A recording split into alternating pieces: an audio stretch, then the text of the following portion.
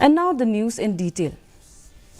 Chief Minister Conrad K. Sangma chaired the meeting of the Climate Change Council on Thursday with cabinet ministers and officials from different departments.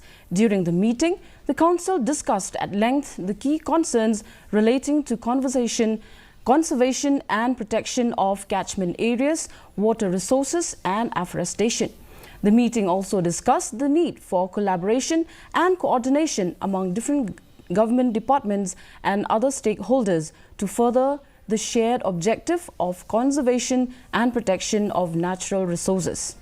As we move along to the presentation and discussions, we will be able to come to a conclusion. So I also urge everybody to please participate. This is a very important meeting, and decisions we take today is going to really impact the overall situation when it comes to climate change. We're seeing the water problems we're facing. So these will only get worse in the coming years. Meghalaya Chief Minister Conrad